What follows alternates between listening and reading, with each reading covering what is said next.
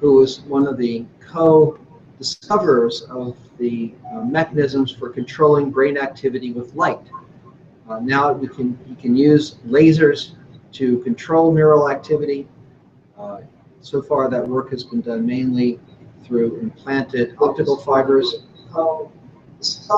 in animals, but now the methods have been advanced to the point where they can now work to at least a certain degree non-invasively with light sources that will be outside the skull, and we're anticipating human applications of this technology very soon.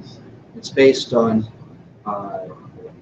putting genetic material into neurons that's derived from algae, actually, and then, as I said, through fiber optics in the brains of animals, and now increasingly non-invasive methods with light sources outside the brain, we can target neurons with different wavelengths of light, and ultimately may be able to play neural activity the way that people play the keyboard on the piano, as a therapeutic intervention. There's also been huge advances in the ability to edit the genome. This is the genetic material that results in the embryos and then the children, both in animals and people.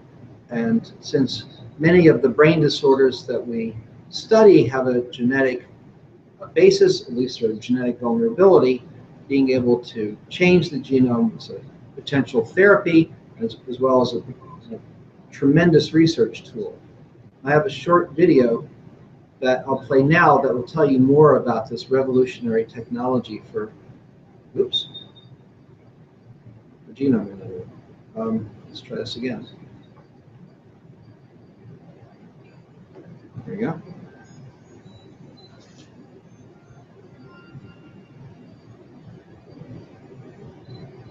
Every cell in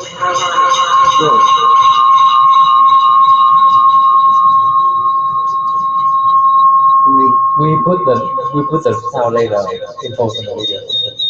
You can turn off. How can I get rid? I can get rid of the sound. You can turn the sound to minimum. Oh, On the laptop.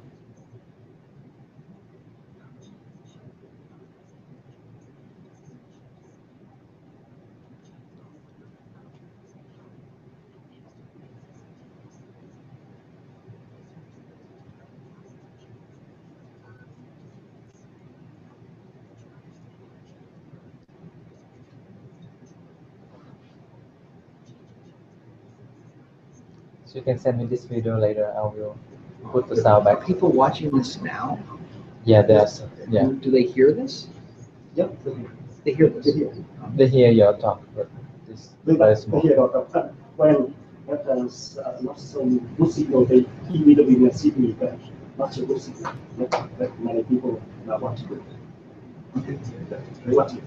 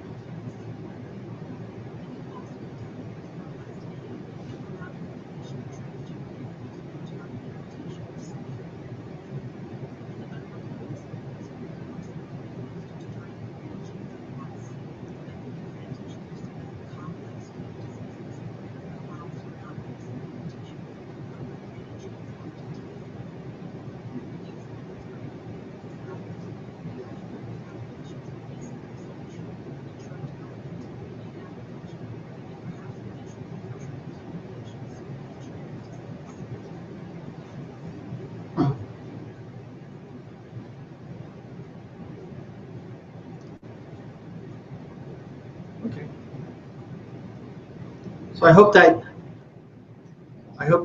video gives you some idea of the tremendous power of genome editing, both as a research tool and as potential new therapy that, again, is really revolutionizing biology and medicine.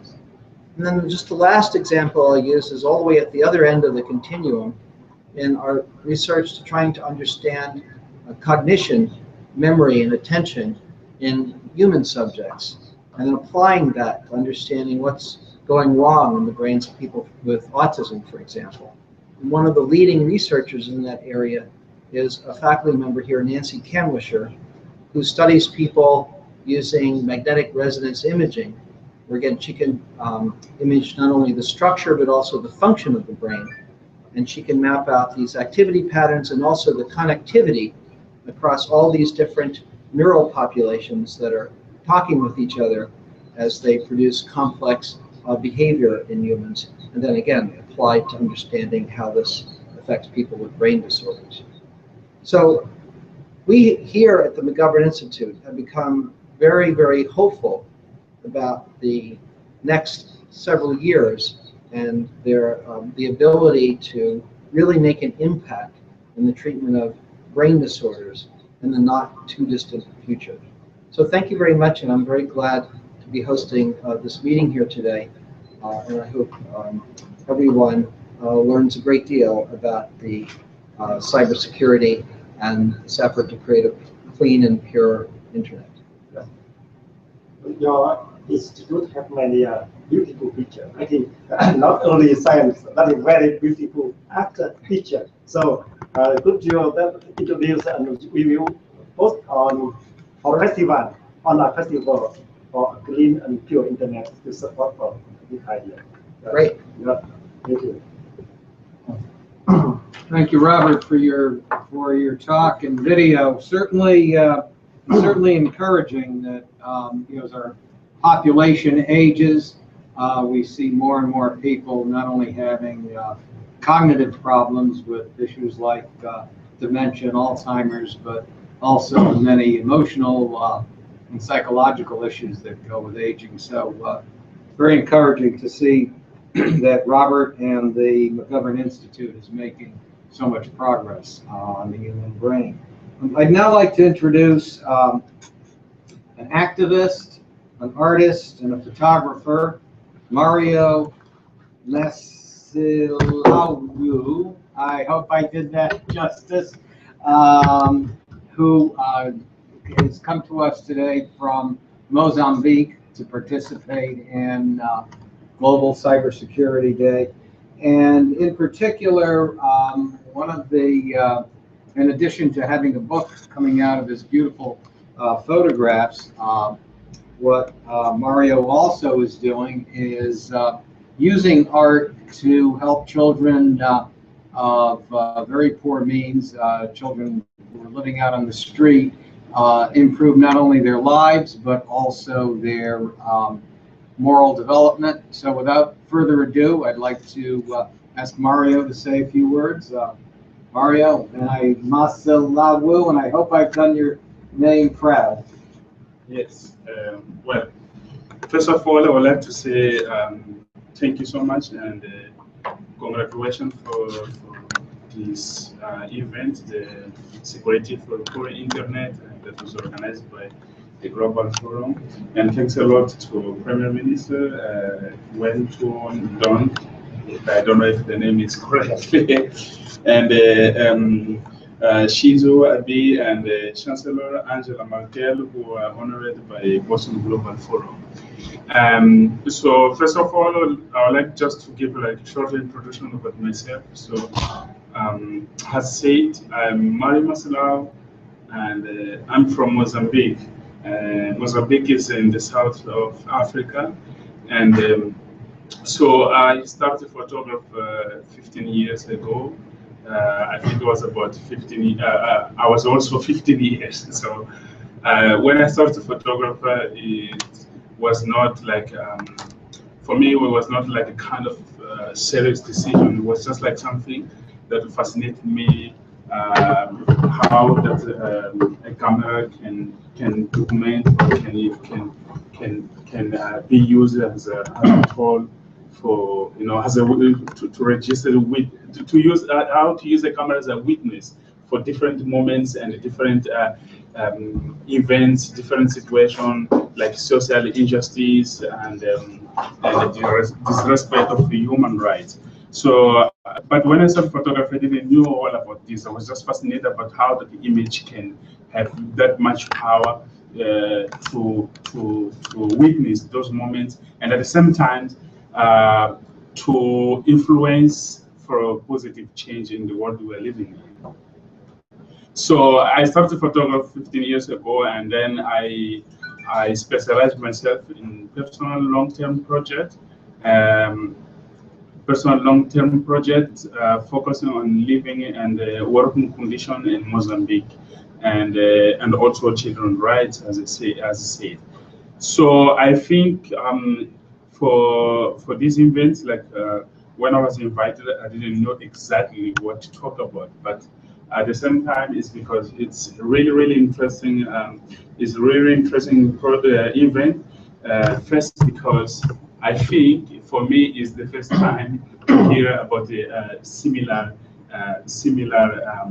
event. Like, the world is changing too much. We have so many problems that we don't know if they will be solved or not. And these problems are not coming from just one problem. They're coming from several problems that humans lost already the capacity to control it. And one of the problems that we have today, it's of course the internet, and the reason is the internet is because how humans lost their parts in the way to work into life, because internet came to make everything very easy. So just to give a very simple example, when I was thinking about it, we all know that in the world we have about 7.5 billion world population, and about 350,000 people are dying per day, and 150,000 people. 150,000 people are born are dying per day, and 350,000 people are born per day, and about 1.5 or to 2 are active today on Facebook. So for me, it was very interesting on how it was very interesting to talk about this, as I said, because I've never seen like a similar event. I've never seen humans being concerned to this fact of consumerism. Because what are we doing today? We just buying computer, we updating our internet, we buying iPhone, we buy iPads, and we don't think about the consequence. And one of the consequences, as I said before, is the fact that like, what is interesting point for me, it's, for example, the introduction of social media that most of people they're using today, most like young people. But if you are going to a point where about 150,000 people per day are dying, and about 1.5 or to 2 million are active on Facebook, that's meaning that in about 10 years from now, or even today, we don't have a kind of well-planned system that can control who's alive that is using Facebook, and who are the new people who are using it. So what I'm trying to say is that I'm active on Facebook, and like, what we know is that we all one day gonna die. But what happened now is that for this number of people that are passing, the account on Facebook, there's no control. It's like they're dying and the account is still there, So it's it's a very complicated situation. And at the same time, like for me, what is more interesting, it's about how that the world has been developing, and looking at my own reality, like where I come from. So I come from Mozambique, as I said, and in Mozambique we still have a very huge problem that it's more related to education, which Mozambique is a new country. We got the independence on 1975, and then we had a civil war until 1994. So imagine how that the education can reach the majority of the population. So meaning that if we talk about the internet and about the access to information, which of course internet is very important because it helps to expand the information very fast and to solve so many problems that we have. But at the same time, it's like while we're developing those results, sometimes we don't even think about how people can have the capacity to explore those things, for example, you know. So and then one of my my roles as a photographer is trying to bring voice of these socially isolated groups in Mozambique through my work and for positive changes. So I don't know if you're showing the work. So you want to show all the pictures? Yeah, we can show all the pictures. So I think it's important because so it's important so people they can understand what we're talking about. Okay. Like which is the same thing. I think like we are in a period where we at the same time should do something like we're already doing, but by this festival, which is very important because it's somehow it helps to bring also this information, because even if the technology developed a lot, we need to adopt a strategy that we can take this information to people who don't have the capacity to use the internet, and at the same time, how that we can explain to these people what is internet, because some people they also don't know what is the internet. So then meaning that so there's still a lot of things that have to be done. And for example, like about this projects about school children, and also this is also one of the power of the internet, because now we're sharing this work with so many people who have a family, who have a children, but in different kind of situation that maybe they have never seen this kind of situation, and that's why photography also it's important to as a tool for this positive change and to share different realities. It's not about what is better than another situation, but it's about difference that we all have. And I think it's a time also that we need to share these things just to make sure that if tomorrow I go to China, I go to India, or someone from India or China come to Mozambique, he won't be shocked about these realities. He won't be shocked. And most of the time, it can even be cultural. Thank you so much again. Thank you, Mario. It's absolutely compelling, and I know before the meeting today we had a chance to look at your photos, and they're captivating the first time, and they just make me want to buy the book and look it over and spend some time with each photo. I think it really captured a great sense, and with the internet, and we. In most places, we think of having the internet almost like being able to breathe, and I think with the expansion of the internet, some of your messages and some of the goals that you're trying to achieve will be much easier to accomplish. I'd now like to introduce you to one of the key components of Boston Global Forum, Dr. Elliot Salloway, who has volunteered to be our Chief Operating Officer and has put probably more time in Boston Global Forum than maybe less time than Tuan, who is energetic and has boundless energy and enthusiasm. But I'd say Dr. Salloway is a close second.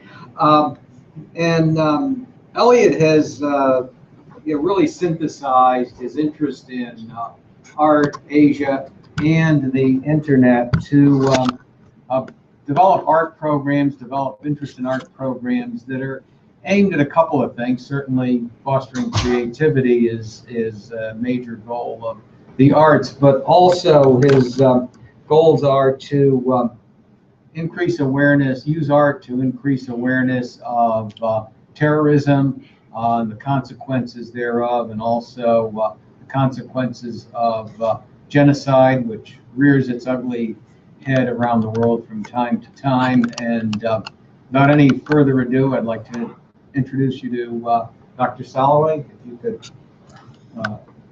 Thank you very much, Dick. That was a wonderful introduction. I think you stole everything I had to say. I couldn't possibly.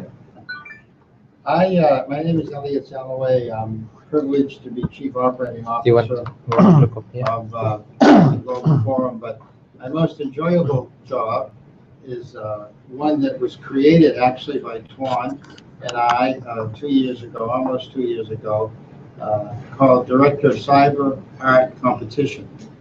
Director of Cyber Art Competition. I don't think there's another title like that anywhere, other organization that I know about. And I'm actually quite happy because I came to Boston Global Forum with a model for this type of communication. And I'm very privileged to be here with Mario, who just coincidentally is doing this on the combat frontline level, which I am extremely impressed about. And we're going to be talking a lot in the future. But let me just give you 3 or 4 minutes of the history of how we got to this title. I founded an organization called Exodus 4.5 years ago, centered in Berlin, with a wonderful artist, a young man about 48, and that's a young man to me, who I met and bought some art, and we started discussing the fact that he had 2 grandfathers. One was a SS officer, and one was a communist, and the communist was a much worse person than the SS officer. So we started talking about human nature. We started talking about the 2 sides of evil and how to communicate this, particularly with children. So we developed a program that's now very active, working with teenagers and young people in Eastern Europe, in Latvia with the Rothko family, who are sponsoring some of this, in Rome. And that model has been very successful. However, it only reaches the 100 people, the 200 people that come for the gallery show and some of the press coverage. So when I came to Tuan about almost 2 years ago, we talked about the idea of using the internet to communicate with art these issues. Now, art has a long history, back to cave walls of communication, through propaganda, through religious art, advertising, right down to today. It is a very effective mechanism, as Mario had pointed out, for showing an idea, an awareness. Now, prevention of crimes against humanity was our objective in the last 4 years in Europe, and now I'm privileged to be able to have this method of working with increasing awareness of the dangers of cyber terrorism, particularly with young people, because we're interested. The young generations give us a chance to change things over the next 100 years, particularly with an idea that we've come up with, which is using modules with art teachers all over the world. And those modules, each one can geometrically increase these ideas by thousands. So my idea now in working with Boston Global Forum is to be starting with this call for art that we just put out yesterday, and the deadline is not too far away. It's 1 a.m. On the 1st of January 2016. But we're already getting a tremendous amount of interest, people contributing images that talk about the ways. Now, I can only ask a question, cannot answer a question. but in asking the question, it increases awareness.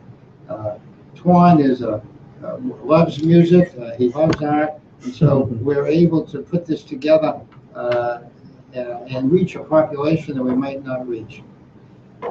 So thank you very much for the good introduction. And Tuan, thank you very much for allowing me to have this. To talk about your piece review. Now, Elliot, you will follow and you will post some your piece, yeah, on your work. Oh, my work. Yeah, You're gonna post it. yeah. You can introduce your work. You will post for online festival. After him have just introduced, yeah. Okay. Yeah. And Mario have just introduced, and now you can introduce. Oh, okay. Well, my work uses photography and every other medium. In caustics, which is hot wax, which is an ancient approach, to oil, to watercolor. The idea is I can't draw art, but I can give a message with my art by using these media and combining them, making montages, making collages, and working with children, giving them little inexpensive cameras that they can take pictures of each other and have this interplay where they learn things like empathy. Now, I never thought empathy could be taught until I learned from our wonderful guest, the former president of Latvia, who's a professor of psycholinguistics, that it can be taught. And I researched it, and if you approach youngsters under 8 years old, you can actually have a chance at teaching empathy. So that's what my work is. Its objective is to increase the level of empathy worldwide. And I can give examples of it if we can, online later on. Thank you. Thank you so much. So that means today, Governor Michael Dukakis have e-card and post first. After that, picture of McGovern Institute was presented by Professor Bob Gethsemane, and third, that is Mario Marcillo series picture and works of him, wonderful, and with Elliot Salovey. So that means today we start, and I think very high energy and great spirit to start for online festival of clean and pure internet for global cybersecurity. Wonderful. Thank you so much for all coming here, and thank you so much for all speakers. Thank you so much for McGovern Institute Branch Research Science. Wonderful institute and wonderful contribution. And we are very honored to be here, and McGovern Institute host this event and support and sponsor for this event and start for wonderful global cybersecurity day. We hope and we wish cybersecurity for every day in the year. Okay. Thank you. Very good. Thank you. Thank you so much. Wonderful. That's good. We start.